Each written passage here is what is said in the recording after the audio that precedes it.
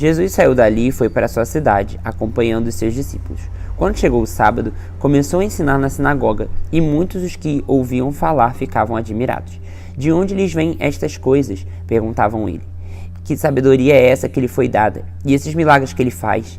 Não é este o carpinteiro, filho de Maria, irmão de Tiago, José, Judas e Simão? Não está aqui conosco as suas irmãs? E ficavam escandalizados por causa dele. Jesus lhes disse: só em sua própria terra, entre seus parentes e em sua própria casa, é que um profeta não tem honra. E não pôde fazer ali nenhum milagre, exceto impor as mãos sobre alguns doentes e curá-los. E ficou admirado com a incredulidade deles.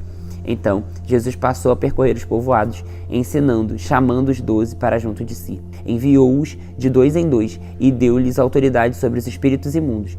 Estas foram as instruções: não levem nada pelo caminho, a não ser um bordão. Não levem pão nem saco de viagem, nem dinheiro em seus cintos. Calcem sandálias, mas não levem túnica extra. Sempre que entrarem em uma casa, fiquem ali até partirem. E se algum povoado não os receber, nem os ouvir, sacudam a poeira dos seus pés quando saírem de lá, como testemunho contra eles. Eles saíram, pregaram ao povo que se arrependesse. Expulsavam muitos demônios e ungiam muitos doentes com óleo e os curavam.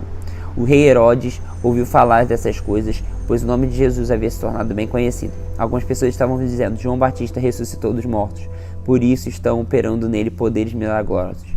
Outros diziam: ele é Elias, e ainda outros afirmavam: ele é um profeta como um dos antigos profetas. Mas Herodes ouviu essas coisas e disse: João, o homem a quem decapitei, ressuscitou dos mortos. O próprio Herodes tinha dado ordens para que prendesse João, o amarrasse e colocasse na sua prisão, por causa de Herodias, mulher de Filipe, seu irmão, com o qual ele se casara. Porquanto João dizia a Herodes: não te é permitido viver com a mulher do teu irmão. Assim, Herodias o odiava e queria matá-lo, mas não podia fazê-lo, porque Herodes temia João e o protegia, sabendo que era um homem justo e santo, e quando o ouvia ficava perplexo, mesmo assim gostava de ouvi-lo. Finalmente, Herodias teve a ocasião oportuna no seu aniversário. Herodes ofereceu um banquete aos seus líderes mais importantes, aos comandantes militares e às principais personalidades da Galileia. Quando a filha de Herodias entrou e dançou, agradou Herodes e os convidados. O rei disse à jovem: peça-me qualquer coisa que você quiser e eu darei. Prometeu sob juramento: seja o que for que me pedir, eu darei, até metade do meu reino. Ela saiu e disse à sua mãe: que pedirei? A cabeça de João Batista, respondeu ela. Imediatamente a jovem apressou-se em apresentar-se ao rei com o pedido: desejo que me deis agora mesmo a cabeça de João Batista num prato. O rei ficou aflito, mas por causa do seu juramento e dos convidados, não quis negar o pedido à jovem. Enviou, pois, imediatamente um carrasco com ordens para trazer a cabeça de João. O homem foi e decapitou João na prisão, trouxe sua cabeça num prato. Ele a entregou à jovem e esta deu à sua mãe. Tendo ouvido isso, os discípulos de João vieram e levaram seu corpo e o colocaram no túmulo. Os apóstolos reuniram-se a Jesus e lhe relataram tudo o que havia feito e ensinado. Havia muita gente indo e vindo, a ponto deles não terem tempo para comer. Jesus disse: venham comigo para o lugar deserto e descansem um pouco. Então eles se afastaram num barco para um lugar deserto. Mas muitos os viram se retirar e, tendo reconhecido, correram a pé todas as cidades e chegaram lá antes deles. Quando Jesus saiu do barco, viu grande multidão e teve compaixão deles, porque eram como ovelhas sem pastor.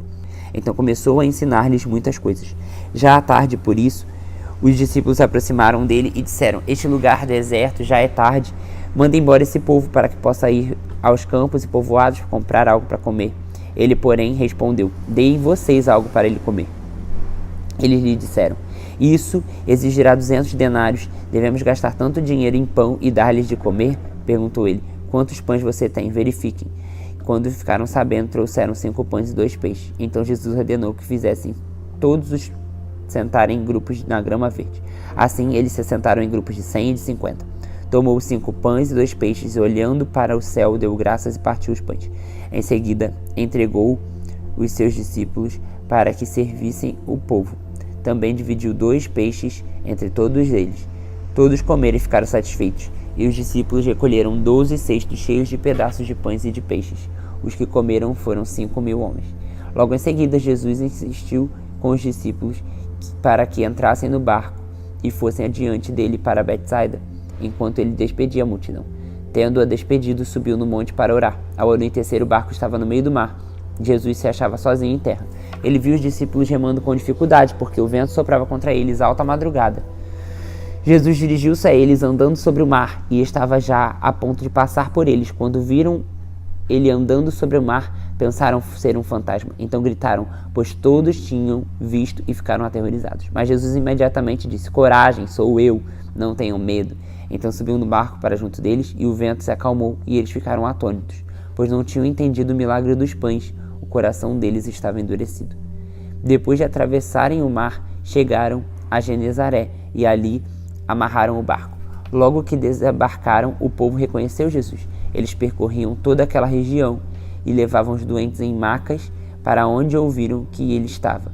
E onde quer que ele fosse povoado, cidades ou campos, levavam seus doentes para as praças e suplicavam que pudessem, pelo menos, tocar na borda do seu manto. Todos os que nele tocavam eram curados.